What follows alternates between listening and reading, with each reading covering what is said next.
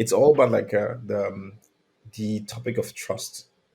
I Mm, think Berlin trusts their own kind team first before like an agency, let's say. I think like in London, there's like more like that trust building, but also like it tells you as well about the culture, the business culture. The business culture in London is more sales driven, so 100%. Yeah. therefore like you make deals, you make like you put that trust into place in that deal that you make with the agency. Hey, you delivered this and this is like what you get as well. So there's like more of that.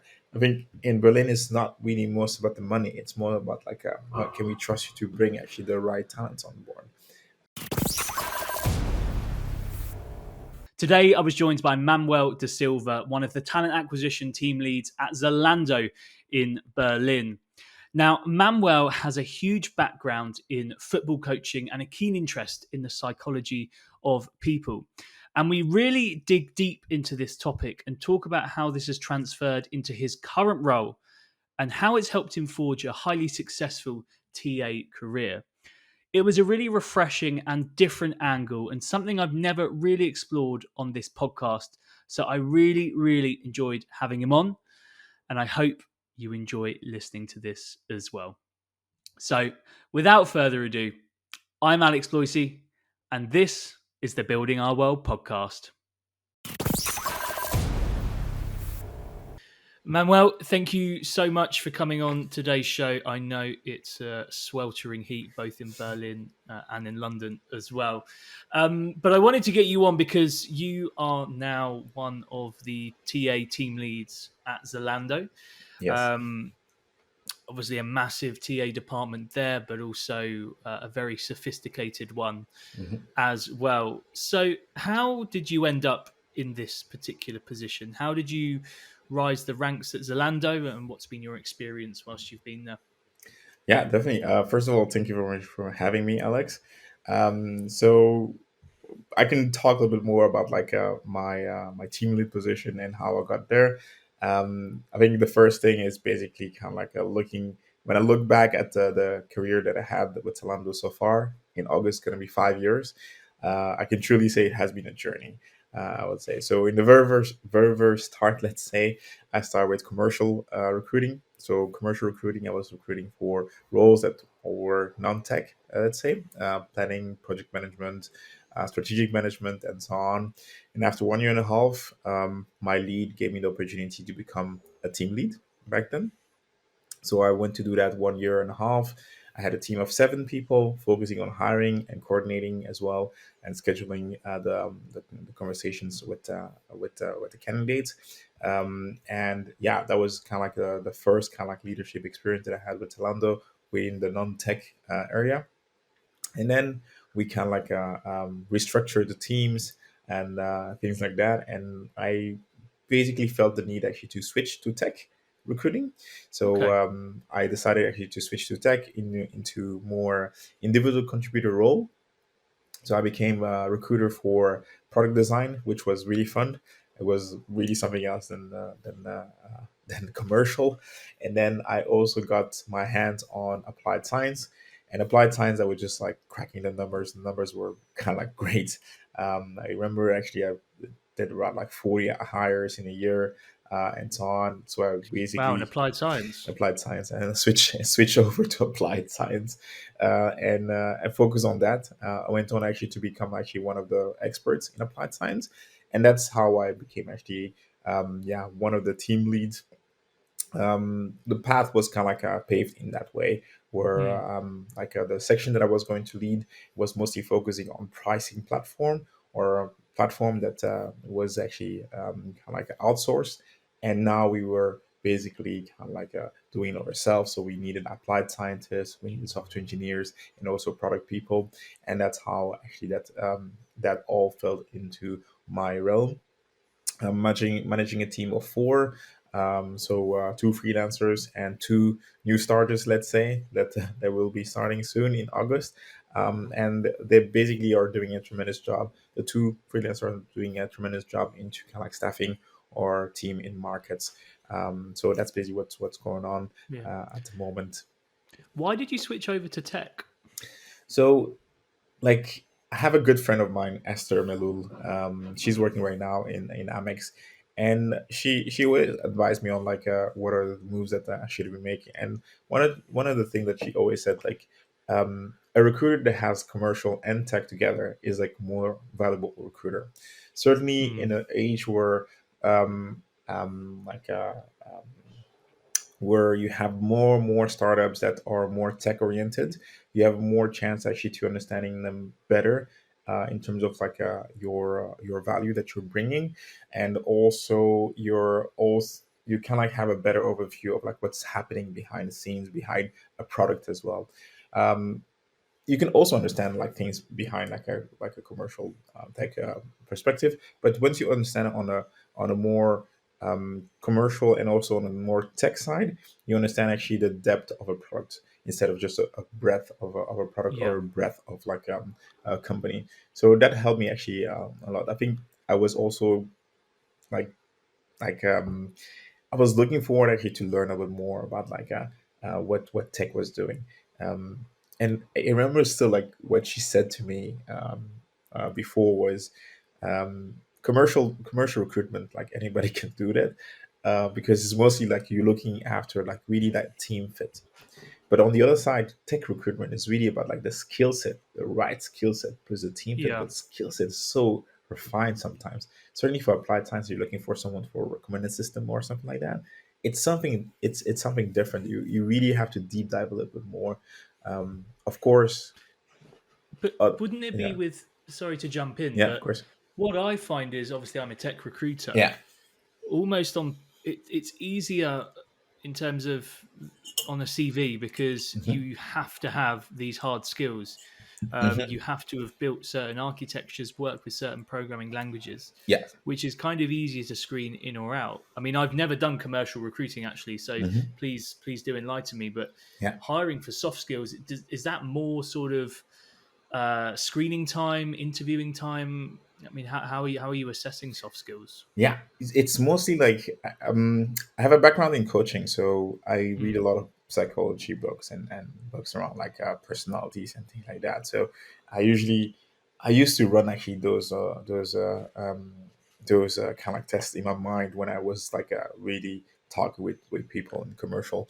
So really looking at, okay, which is this kind of person? Would this kind of person really fit to the team with the leadership? With your organization as well. So you dig deeper into like the soft skills, but also like mostly like the behaviors of the person. Like you go down into like those questions that are really kind of important, like that will be kind of like bringing a little bit more insight on like what it can really bring as value. Let's say on the other side, on the tech side, of course, you can you can kind of like have all those things on the CV, but anybody can lie on a CV.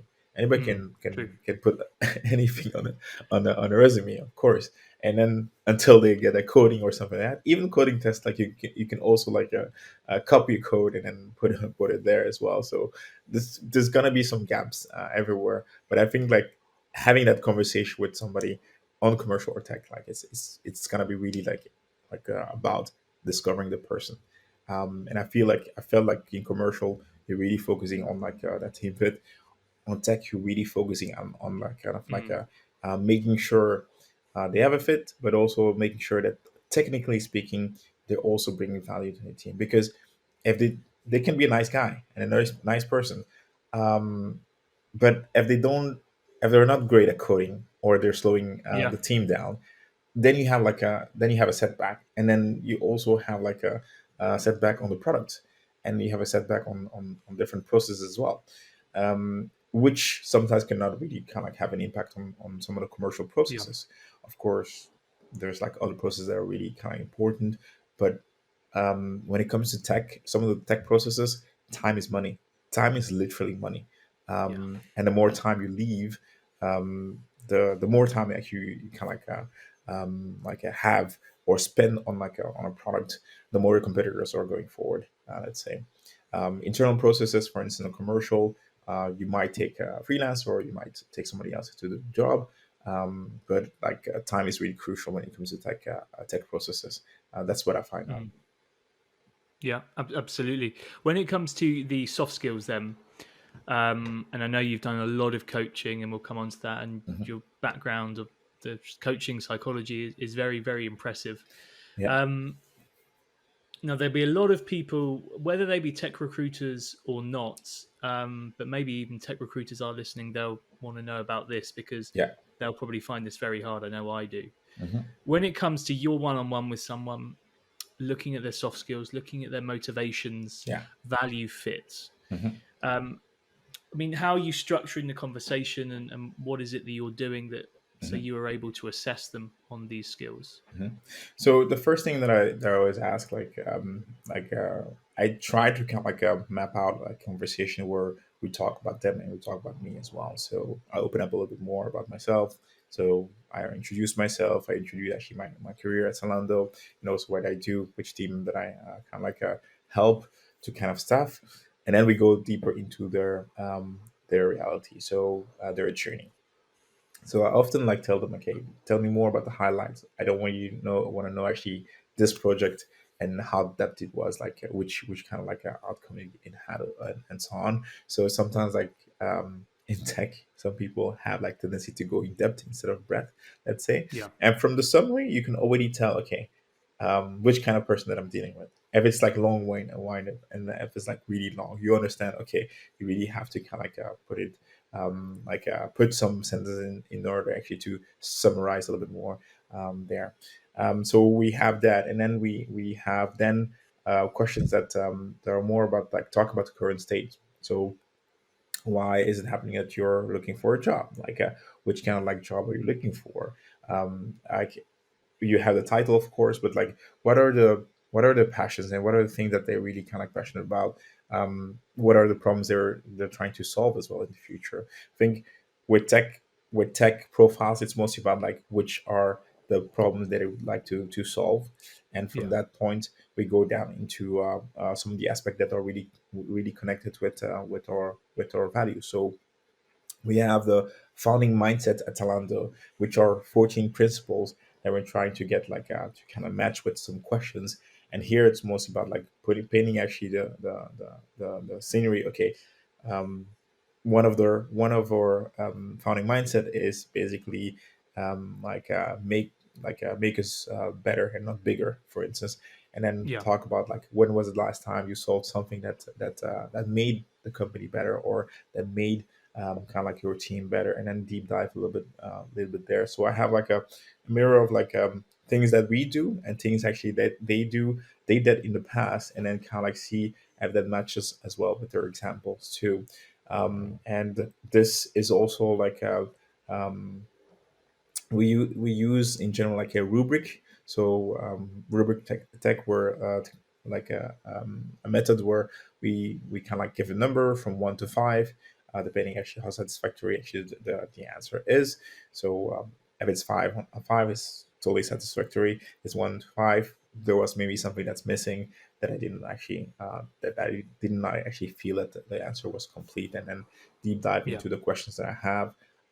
At the end, always make time for their questions, of course, and then go down to more administrative questions, such as salary, remote work, and also some of the aspects that are really important for us mm, as well. So I think from those questions where we talk about the founding mindset, and also what they have as an example, that's basically where you kind of also can line up some of the behavioral answers that could actually see or let us see actually where the match can yeah. happen.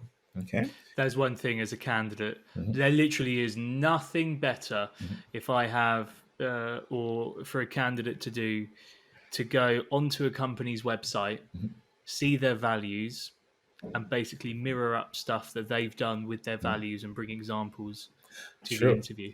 That's It, an easy thing to do, but yeah, not a lot of candidates do no, that, unfortunately. no, So it's sometimes something that I find really really like a it's kind of like a free thing to kind of do. You go there and yeah. then you get the values, and you kind of line up actually the answer. So that's definitely like a given, I would say. but yeah, Mm. like I said before, not everybody's doing it. Yeah, it's true. I'd love to hear more about your background before Zalando. Now, I know you've been Yes. in recruitment and talent acquisition for a while, but I've known some of the best recruiters or the best people in TA. Mhm. They've not been in recruitment forever. They've done, all range of different stuff with people, Yes. which has given them the skills that really propel them to have an amazing TA career. Yeah, So that's yeah, true. talk us a little bit through that. That's true. Before TA, I really didn't know actually what TA was like. Before my stint with Apple, let's say, um, in 2015. Before that, I was basically like right after my studies in business.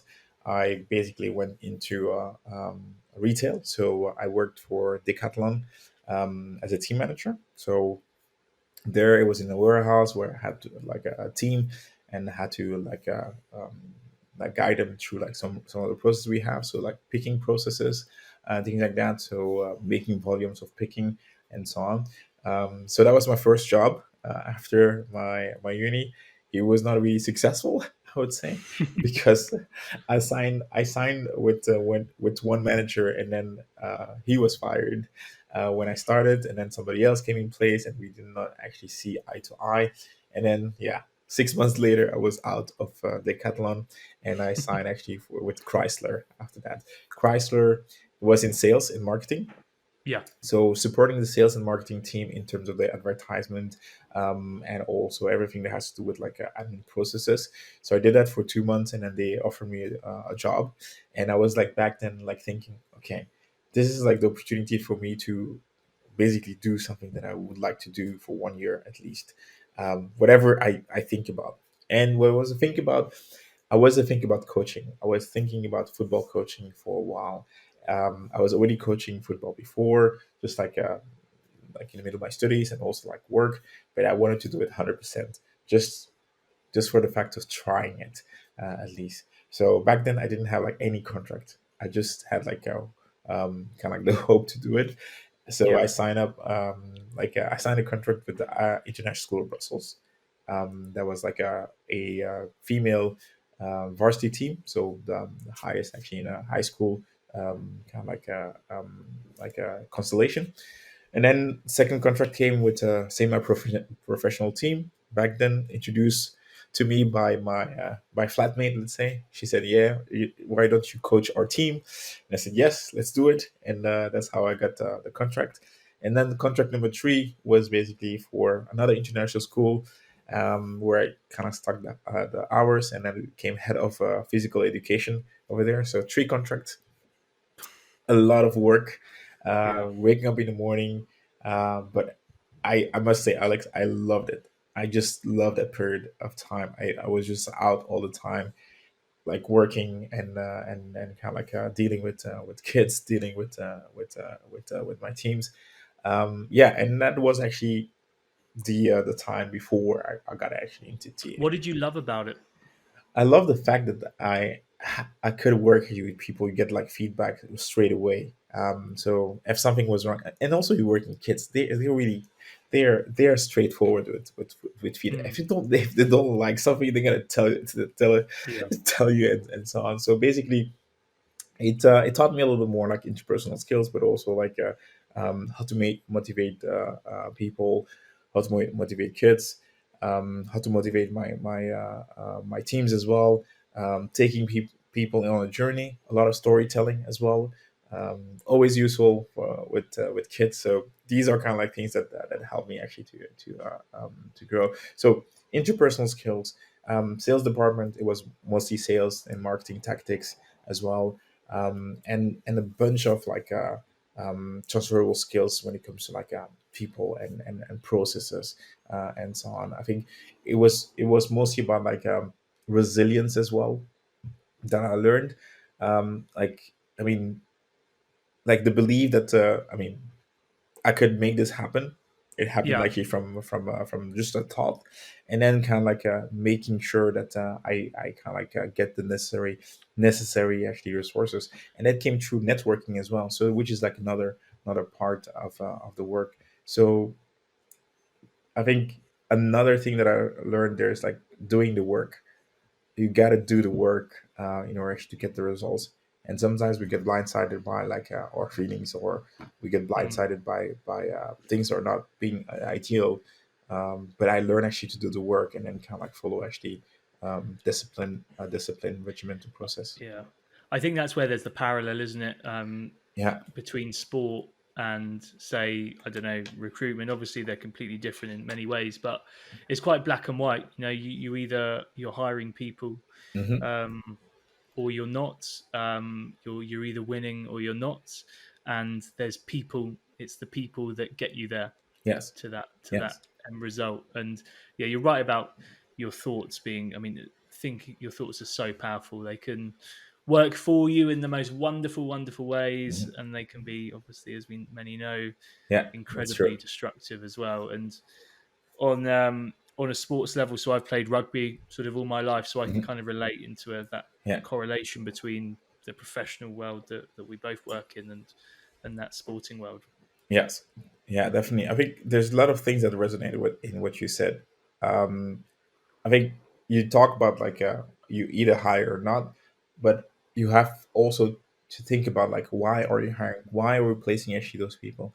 What is the overall goal? Because in a rugby match or in the rugby season, you already know, okay, if we gunning for that number one spot, we're gonna train differently, we're going to do the work differently as well. So can you imagine like, okay, we're looking to staff this team with X people and they are going actually to bring the revenue at that level. That's a different kind of hiring. They're just like, okay, let's just hire. Mm, Okay. So it's definitely actually brings like a different type of energy in your team or a different type yeah, of like focus as well. I think I like to kind of like use that like the purpose driven kind of like approach into it. Why are we doing actually what we're doing? I think giving a purpose like really helps us to understand a little bit better what yeah. the results and what the Okay. outcome should So, be. so if we run with that, then, so when you were coaching back in the Yeah, day with your teams, yeah. um, what was the why? Was it a collective why? Was it a team why, or did every individual player Hmm. have their own thing that they work towards? Yeah, definitely. That's a good question. Back then, with the like semi-pro team, let's say that I was coaching, our aim was like top three, and we came to the third place at the end. So that was kind of like, oh, why we want to be like we wanted actually the end of the season of three. I couldn't I couldn't let them actually win the competition because like my team was not actually like we had different teams and they had more priority into championship, Yeah, so they didn't want that to sure. happen. So I said, okay, let's aim number three. So that was kind of like the maximum that we could gun for. When it comes to the international school varsity team, their aim was about actually to win a championship or to win a medal, and we ended up actually being third at one of our international competition as well. So that's also like that's basically Mm. what was clear. Is varsity the same as in the UK, where Mhm. is there like a big varsity match at the end of the year, but you play in a league at the same time? Yeah, so it's an international school, so they fall into a constellation of like international school football. So they play against like different schools in different cities. So American School of London, for instance, we go to Kaiserslautern in Germany. So we play in the constellation of the international schools and army Oh schools, wow. and then after that we have a championship. So we get to one place, and then we have around 1 week where we play each other, and then yeah, you have the final four, and then the final two play against each other. So I that's bet that gets big. yeah, that gets big as well. That's also a different type of coach because you're, I mean, normally you have like a game and then 1 week rest or like Mm, some time to wind, but here it's gonna be it's really intense because you have yeah. your players every day, and then you have competitions every day. Yeah. Well, it Yeah. gets so serious. I remember when I was at uni, the varsity, it's like Hmm. you'd almost think it was like life or death. Like it's just such a big deal, and like you're just the training, like you're almost training at like professional intensity, and like the Yeah, the nutrition regimen. is just Yeah, it's just crazy. the regimen Yeah. is crazy, but I do think it teaches us a lot in terms of discipline as well. I think Oh yeah. um, like just like look around you, like people that you work with, and they have like maybe a sports background or army background or any background that really looks at like discipline and like putting the work together and also like building a strong team. You see as well like they are a little bit different. People coming from that era, like from that perspective, are a little bit different, and also laser focus on what they're doing. And you can drop them in any kind of like role. They have strong foundation in those things, Yeah. and that's what I like a lot. Yeah. No, absolutely. Um, but coaching itself, being a coach, like sometimes I think you have to work harder than the players because you Oh have yeah, so much shit you've got to deal with, and the yeah, planning and everything like that. Because the player just has to turn up and just like do their thing, yeah, execute, have their protein shake, and go home. yeah, You've got all these different moving parts, and maybe that benefits you in your role now and in the yeah, future yeah, as you progress. I'm guessing it will as well, but I don't know what your take on that would be. yeah, definitely. I recently was watching actually on Amazon Prime. I was watching this like series about Leeds United.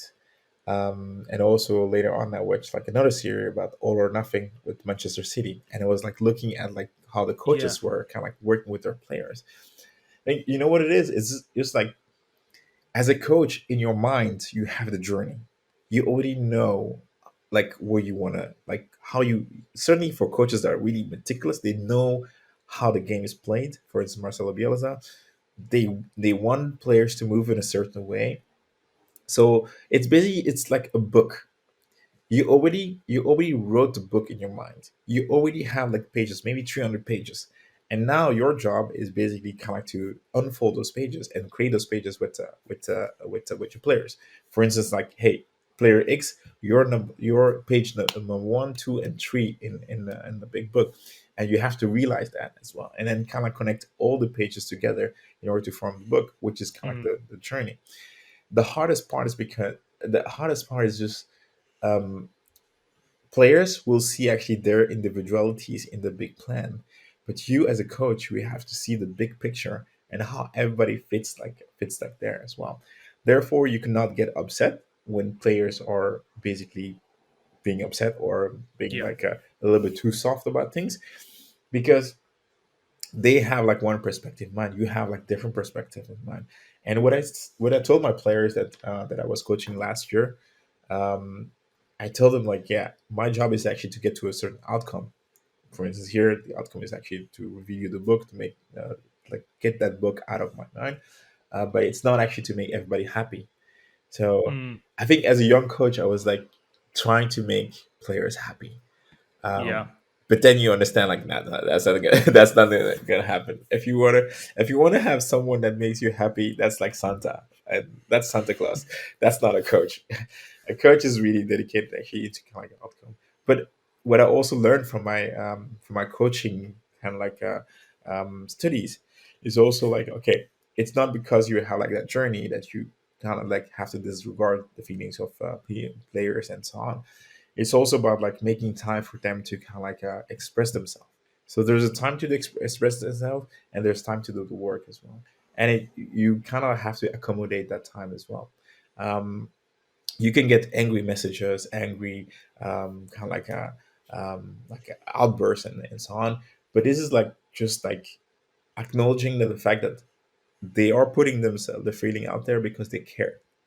yeah, You would hundred listen, percent, you listen, and then you explain your perspective and see actually how you can get like back eye yeah, to eye, which is like easier said than done.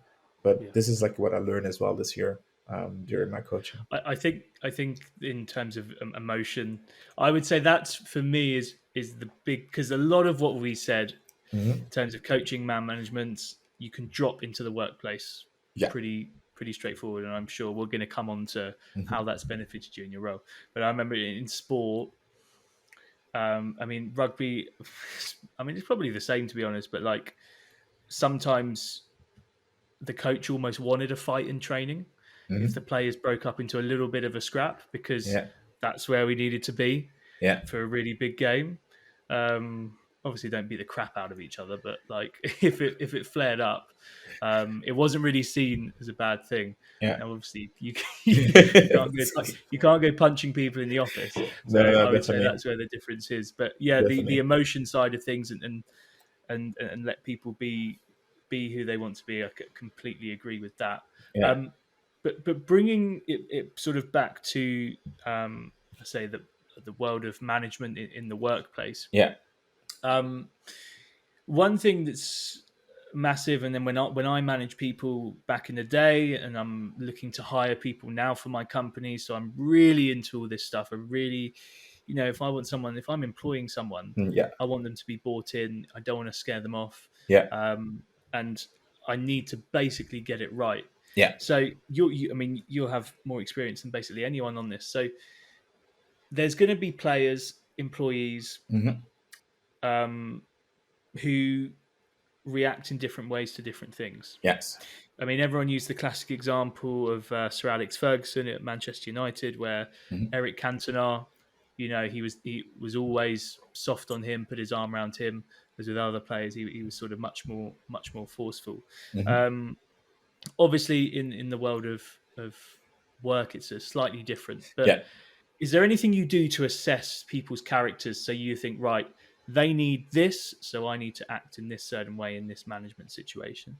Yeah, definitely. I think like the first thing you do is understanding actually what a little bit more about their backgrounds. Okay. Once you understand a little bit more about people backgrounds, like for instance, like if they went into army or something like that, maybe like a parent situation, at home situation, or maybe educational situation, then you can like draft actually a sort of persona. From that persona, you understand, okay, this person is quite soft. So if I crush them with some like really like harsh feedback, they will crumble. How can I make actually the feedback as soft as possible in order for them to understand and to learn as well? Okay, so you kind of like build foundations from that part, from their persona, and then kind of like establish a relationship that can help them actually to grow a little bit more through the tools that you create that are really fitting to their personality as well. I know as well, like some people are like can take the harsh criticism or need that in order actually Mm, to kind of like strive. They really need that loud actually alarm in order to kind of like realize, oh, I'm not doing well, so I have to do this and this and that. Um, when I look at myself, like when I was in teams and things like that, um, I kind of like go into those places of revenge, and then I kind of like, and I it triggers me into kind of like to deliver the best work ever in that way, and that just works for me. I mean, like yeah, when you have a negative thing happening, that's like where everything wakes up in me, and it's like where I want to prove or I want to do like the best work, and that's like that works for me, but that doesn't work for everybody, yeah. everybody else. So assess actually everyone's personality. I think a book that really helps a lot is like Surrounded by Idiots, and it talks about like the four personas that you can have in people, like it's colored, let's say. So you have blue, reds, yellow, and greens, and every personality has kind of like some specifics, and from that point you already know actually how people like that kind of like react in general, and also how to get them going. So for instance, red is basically color of like people that are really kind of like ambitious, and they're really kind of like competitive, I would say. Some of the CEOs are really red, just like going and just the go-getters, let's say. For those people, you have like another approach. You can be straightforward, but also like another Mm, approach, but also coaching them as well. Hey, how to not be too red, let's say, and make sure that you can kind of like also collaborate with people that are not red in the team as well. I think that's also like another point. You want to create a good team, but you want to make sure that you also coach everybody else into kind of like integrating with each other as well. That's also part of like the norming, storming, forming, and performing kind of cycle of teams as well, mm. which is kind of like important to take into account as a team lead. But from the from very first part, you should have it, take a step back, analyze who you have in your team, which kind of personality you have, which are the tools they can put together, and then when you finish with the individuals, you kind of like see, okay, how do they fit together, and how can I make actually, these all bunch actually work Yeah. together. So, And how much of this have you brought into your role now? so right now it's mostly about like, we have been mostly into, um, a time where it's mostly about performing because we have like so many roles. So I've done actually the persona. Like I already know kind of like my team, two members of my team right now, what they're really good at and what they're really kind of like, need to push on, which kind of feedback and which kind of style they like. So that helps like a little bit more to kind of perform, faster, and they are performing tremendously as well. I think for the newbies, that's basically where it's going to be like a little bit more looking and see actually how they are, and then kind of like, stipulating like which kind of like tool I should be using. But the key to that is also a strong onboarding. Yeah. While you're onboarding, you're creating a relationship with them as well. And while you're onboarding, they're showing themselves as well, and they're also showing actually where they are strong at, where they are weak at, and that's kind of like a stuff to remember. Okay, that's where I should be coaching more, and that's where I should be kind of giving them a little bit more space as well. So, how would that work in practice at Zalando? Because Hmm. I know with, I mean, everyone will know Zalando. I Hmm. think they're are they one of the biggest employers in Berlin? They've got to be up there in terms of Yeah, size. we are, I would say. I think we do have lovely competitions such as Wayfair and OLX, as well, Yeah. and also the big, the smaller startups as well. But yeah, Zalando is definitely, like, up there, like around 7,000, employees in Mm, town. I think, every other person that I meet is a Zalando person, so yeah. that's It's basically very what's true. happening there. Yeah, they're one of the OGs of Berlin. Yeah. Um, okay, so how would the onboarding work at Zalando then, Mhm. to make sure that they are absolutely good to go and firing? Yeah, so we do have an onboarding plan. So a team of, experts has, they have like kind of lean in into kind of like seeing, okay, what would be the best version for onboarding, and then it has been put into a, this Excel format, kind of like a process, and then we kind of like line up. Okay, in week one we're gonna see all those, topics, and then the second week, the second topics, and there's also a lot of self study that the person should be doing as well. So we block all those times in, and then usually at the end of the week we do a recap or a quiz on like, what they've seen, and also like testing their knowledge on there as well. After 2 weeks and a half, it's time to kind of like, own roles. So we start with one or two roles and see actually how the progression goes. Once we kind of like see satisfaction, we go to five, and then double that to 10, and then see actually how they are doing, and then we can double that as well to 20, maximum to 15, to 20, let's say, depending on the roles we have. But that's like how normally actually a progression is. If you have like a, I think back then when I started actually in like, the second week, I had already roles, like line up. So sometimes you're more like a player, and then, you get a faster onboarding, and then you get Mm, straight away into the sand, and get to play actually, with, yeah, with the things. I think that's the onboarding part. I think when you talk about onboarding, it's just like one siloed kind of like process, but it gets more shape or gets more reality when you start to add like, stakeholders. So, yeah.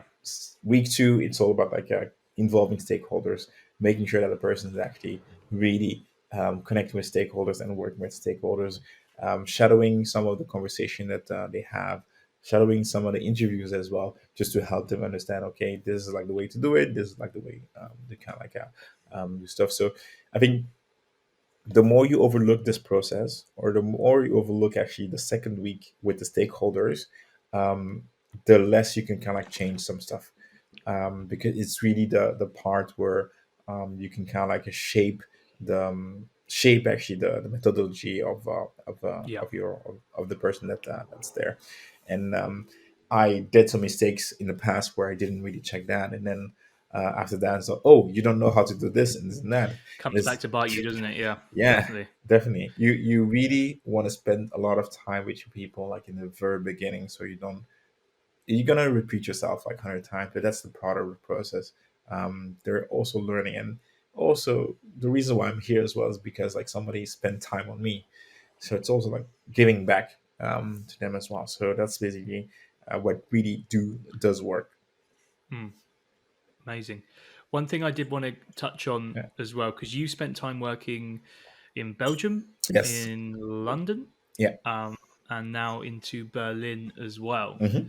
Um, Obviously, I've worked with companies in Berlin for a long time now, Yes. and I'm kind of used to it. I Hmm. used to do London recruitment Yeah.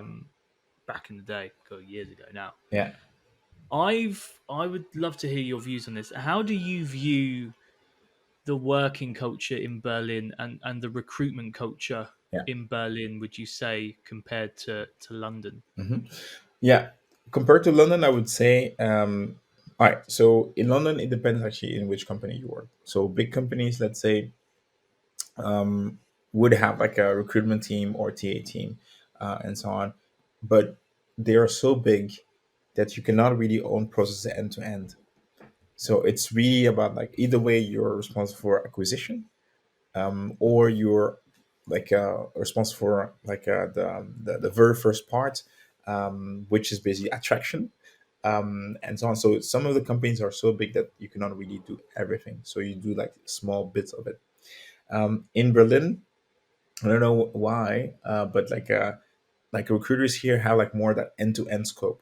So from the Mm, very start, like putting the job live, working with stakeholders, interviewing, and so on, acquisition with the offer, and then from the offer, contract management. So like follow up on the contract. You're not really drafting the contract, but you have an eye on it, and then the gap between like yes, I'm gonna join you, and they are joining you, like the gap of 3 months, you're still there and creating actually that relationship. So yeah. it's a little bit more intensive, like in terms of like a building relationship. I would say when I was working in London, like I was working for Apple, so what we used to do is basically we own like a section of the process, which made it a little bit like a I mean, we were recruiting for the Apple Store, so we're basically making sure that we're looking at the CVs that are coming in, selecting the CVs, some of the first conversation that we led, and then put them into a process, and then the Apple stores took over the next part. So a big machine where you kind of like did actually the very beginning. Um, Another thing that's also different is the notion of like a recruitment, and the notion of like a talent acquisition. I think in the UK or London, because you have a lot of a lot of agencies, it's mostly like focused like on like a agency work. Agencies have like really have had actually a big grip on the market, and it also Yeah. like a little more efficient as well. In Berlin, agencies are kind of like seen as like a maybe um, second option, third option, or fourth option, but not really the first option. Let's say it's always going to be like some like external like source that we kind of go for when we don't have the expertise, or when you don't have like the sourcing team as well. Yeah. When you're big enough, you can make actually a sourcing team by yourself, and then and so on. But most of teams within in Berlin don't have a sourcing team, so that's why they go to agencies. I think in London there's like more tendency to go to agency as a first option. 100%. Yeah. I do agree with that. I think Yes. that the Berlin, I mean, when I switched to Berlin, it Hmm. just seemed very internally driven. Yeah. Um, and you work so much with the talent team, Hmm. and they do still, even so, when I partner with companies, even now, they would like to schedule the interviews, they would like to make the offer. Yeah. Obviously, I provide them the candidates from Hmm. our community, Yeah. um, which I suppose is less work for me, Hmm. but it wouldn't happen in London. If I worked with a UK client, we'd be scheduling interviews, we'd be making the offer, pre-closing, Yeah. things like that. And there's they outsource. You're so right. They outsource more of the process to the agency. Yeah. Um, but yeah, in Berlin, it's that's definitely been a Yeah. key difference. Yeah. It's weird in Berlin because um, there are obviously a lot of agencies, but they're small agencies. But Yeah, in London, I mean, there's recruitment agencies of almost like thousands of people. yeah, There sure. just isn't that sort of those big beasts in Berlin or around Hamburg and things like that. It's interesting. Yeah, I think a lot of things like it's it's all about like the topic of trust. I Mm, think Berlin trusts their own kind of team first before like an agency, let's say. I think like in London, there's like more like that trust building, but also like it tells you as well about the culture, the business culture. The business culture in London is more sales driven, so 100%. therefore like you make deals, you make like you put that trust into place in that deal that you make with the agency. Hey, you deliver this and this is like what you get as well. So there's like more of that. I think in Berlin it's not really most about the money, it's more about like what can we trust you to bring actually the right talents on board, Yeah, and also like, oh, let's fit the candidate as well, because like okay, it's great that you're delivering them, like I want to still see if they're really good for us too. yeah, So there's a lot of like work that has been done in the past years around culture, around topics, around diversity and inclusion, and so on, which is kind of like in for Berlin, a place where it's it's a place that's like very progressive. Like these are kind of like things that we go for, like that trust into trust into the talent that is going to come is actually the the difference maker in all its like value that they're bringing as well. mm, yeah. Yeah, Berlin, incredibly progressive place. Yeah.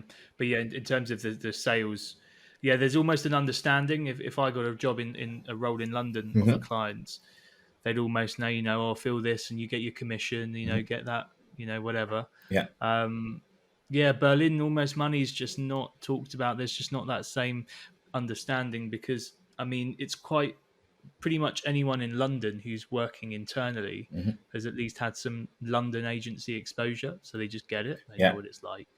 As in Berlin, yeah, you get people from all over the world, from all different backgrounds, Yeah, definitely. um, which I don't think is a bad thing because Hmm. I mean I know some people who, well, obviously yourself included in Berlin, but that just Hmm.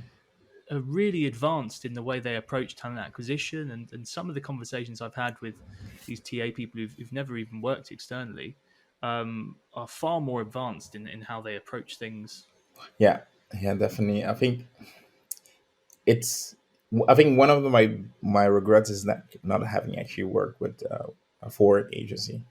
I do Mm, think the yeah, it's a brutal world sometimes, mm, because it's also straight feedback, like no, yes, like yeah, it's a lot of work.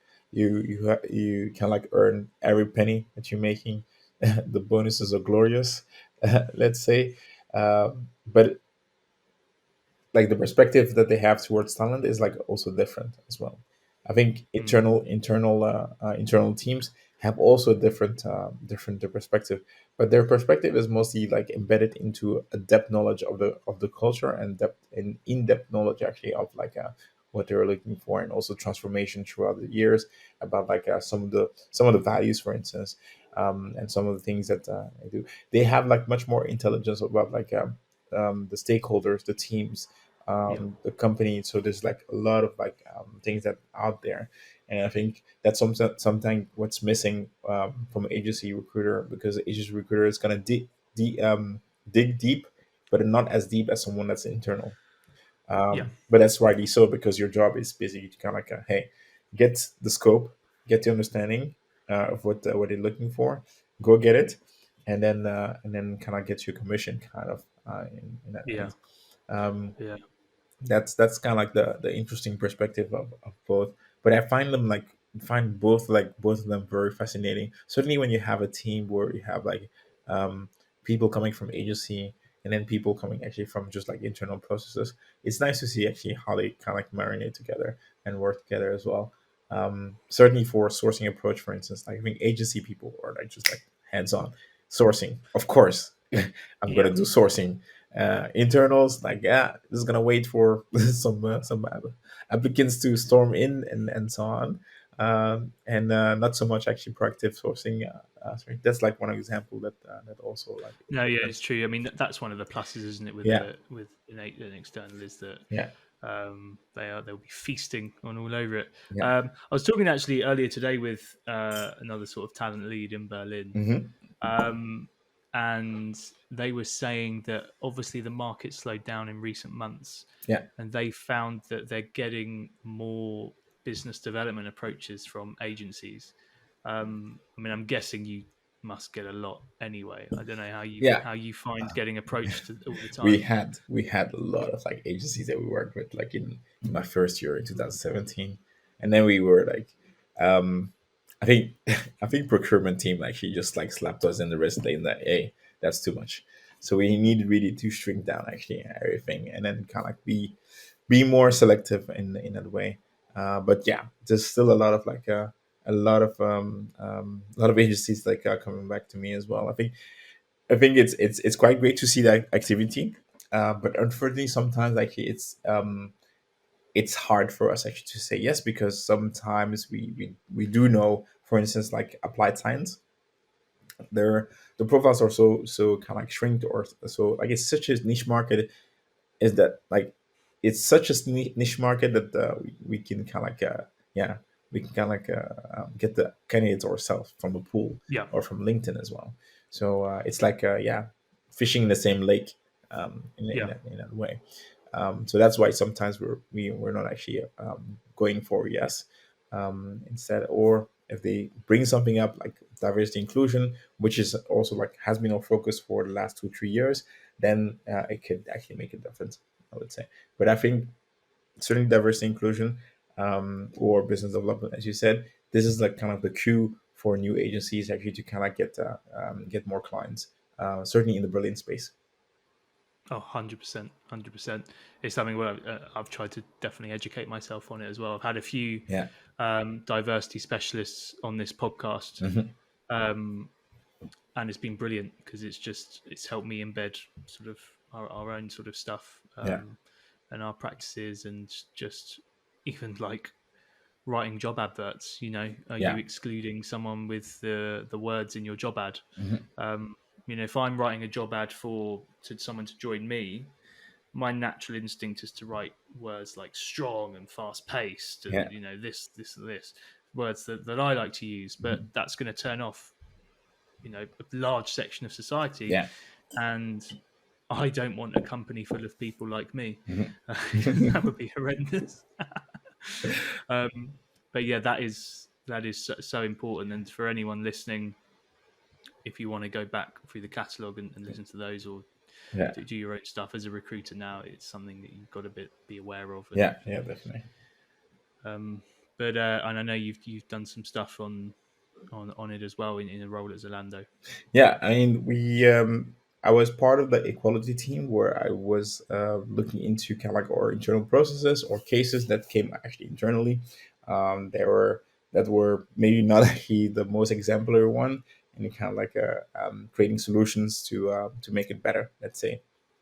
So, for instance, internal processes that were not going in the same way, or where we didn't really like give as much as equality as possible for every candidate. Let's say. So that was kind of like one of the big work, and then working on like different aspects to incorporate a little bit more women within tech and also applied science.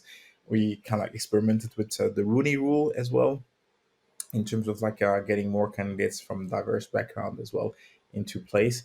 And that's kind of like those all those things that those are kind of things that I put in place, and also kind of like have explored a little bit to understand a bit more diversity inclusion within the talent acquisition space. Mm. Yeah, absolutely brilliant, fascinating topic as well. And Yeah. there's so much that you realise you work with me anyway. There's so much you realise I didn't know, Hmm. stuff I wasn't aware of. Yeah. Absolute massive eye opener. We will wrap up soon. So I Yeah. wanted to finish off Yes. just find out a bit more about your future. So you've done so much in Mhm. your career so far in life. What does the future hold for yourself? All right, so that's an interesting question. So the future for me, I'm a planner. So I'm already planned actually next 10 years, let's say, career wise. So year one, I have the plan actually in front of me, kind of wall.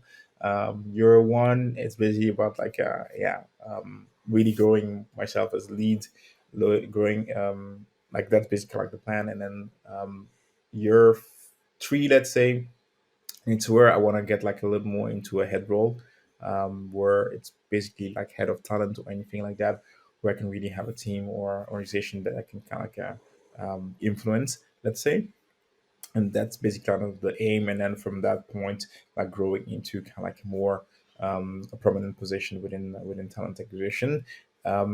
Where I'm not sure actually Berlin. I'm looking actually still like around Europe or like outside Europe as well. I would definitely like to explore outside Europe and see actually how talent acquisition Mm. is run there as well. And then coaching will be always something that I would like to do actually on the side, just to keep me on the in the game, let's say. And it's also like a nice balance of like of stuff that I'm doing like corporate and also like some of the unwinding time with coaching and and helping people on the side.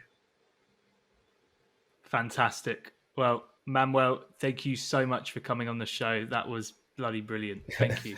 Thanks a lot. Thanks a lot for having me, Alex. And good luck for you and your and your podcast as well. It was really great to be here. Thank you so much for listening to the Building Our World podcast. Every view, stream, and download is massively appreciated. If you're new here, then please go back through the catalogue. There's some great gems from some of the brightest and the best in Berlin tech. And if you really like what you hear, then please do hit that follow and subscribe button. That's it for now. But until next time, goodbye.